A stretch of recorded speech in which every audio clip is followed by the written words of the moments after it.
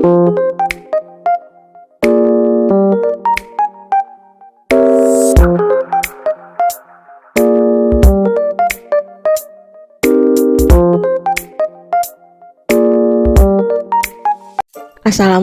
warahmatullahi wabarakatuh. Welcome to my channel Gedang Pinjol. Apa kabar teman-teman semua? Semoga teman-teman dalam keadaan sehat walafiat dan selalu dilancarkan rezekinya dan juga selalu dilancarkan usahanya. Nah, kali ini saya akan membahas tentang daftar pinjaman online ilegal yang terbaru. Nah, bahkan apakah teman-teman di sini ya pasti lagi mencari daftar pinjaman online terbaru di tahun 2024. Nah, tenang aja dan jangan khawatir. Di dalam video ini saya akan terus mengupdate tentang daftar pinjaman online ilegal, yang mana biasanya kebanyakan kita tujuannya untuk mendaftar di pinjaman online ilegal itu tujuannya ingin gagal bayar. Nah, benar atau betul? Nah, ini teman-teman sudah bisa melihat di channel saya ini dan di video saya ini daftar pinjaman online ilegal yang tentunya bisa teman-teman nikmati, asalkan teman-teman tetap harus waspada dan harus hati-hati dan harus tahu konsekuensinya. Namun jika ingin gagal bayar, sesuai dengan himbauan dari Kominfo bahwa pinjamlah pinjaman online sebanyak-banyaknya di pinjaman online ilegal dan tidak usah dibayar. Itu artinya agar pinjaman online ilegal itu jerah dan takut, sehingga mereka bisa mempercepat melegalkan vintage-nya. Nah, kita langsung aja, silakan teman-teman simak baik-baik yang akan saya bahas berikut. Oke, check it out. Nah, sebelum kita masuk ke daftar pinjaman online ilegal, alangkah baiknya di sini saya ingin mencantumkan salah satu pertanyaan yang sering muncul. Apakah harus gagal bayar di pinjol ilegal? Nah, di sini akan saya jelaskan agar teman-teman tidak gagal paham maksud dan tujuan.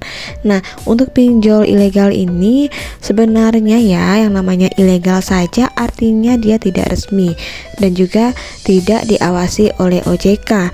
Jadi untuk semua data yang kita berikan bisa saja dimanfaatkan sehingga dapat merugikan kita sebagai pemilik data pribadi.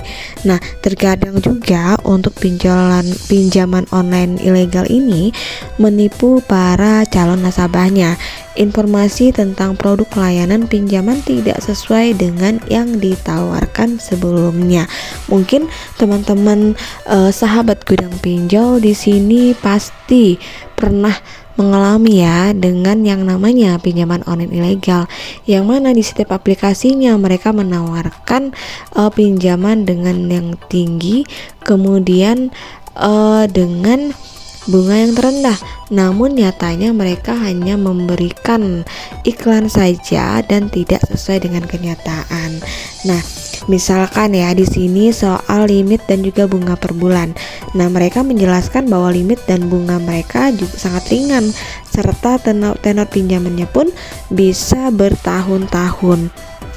Namun pada akhirnya itu tidak sesuai dengan kenyataan, tidak sesuai dengan informasi yang diberikan di awal. Saat kita pengajuan pinjaman selesai, maka nanti limit yang didapatkan tidak sesuai dengan apa yang dijelaskan sebelumnya. Bahkan untuk tenor pinjamannya pun rata-rata juga sangat singkat, hanya 7 hari atau 1 minggu saja. Yang lebih ngerinya lagi, secara tiba-tiba atau tanpa ada persetujuan atau pemberitahuan dari kita atau pemberitahuan lanjutan, sudah ada dana pinjaman masuk ke rekening kita. Dan di sini pinjaman 1 juta, kita mengajukan 1 juta, namun uang yang ditransfer itu hanya 600.000 rupiah, dan total yang harus dikembalikan lebih dari 1,5 juta rupiah. Terkadang ini yang memberatkan kita yang mengajukan di pinjaman online ilegal dengan bunga yang sangat mencekik, sehingga banyak yang gagal bayar dan alhasil data yang kita gunakan disebarkan oleh debt collector atau pihak dari pinjaman online ilegal ini. Nah, dengan kehadiran pinjaman online ilegal ini bukannya menambah atau membantu meringankan kita untuk soal keuangan, justru malah sebaliknya. Oleh karena itu, banyak pilihan yang mengatakan bahwa pinjaman online ilegal tidak perlu dibayar. Bahkan banyak juga dari Kominfo menyuarakan hal yang sama. Jadi teman-teman sebenarnya nggak perlu takut menggunakan pinjaman online ilegal jika memang kita sudah kuat mental dan memang niatnya ingin gagal bayar. Tapi tetap ya, saya sangat menyarankan teman-teman mengajukan pinjaman online ini ke pinjaman online legal atau resmi yang mana sudah terdaftar di OJK dan juga sudah diawasi oleh OJK. Nah, berikut daftar pinjaman online ilegal terbaru yang bisa teman-teman lihat ya untuk dijadikan acuan. Apakah teman-teman pernah mengajukan di pinjaman online yang saya tampilkan berikut atau tidak?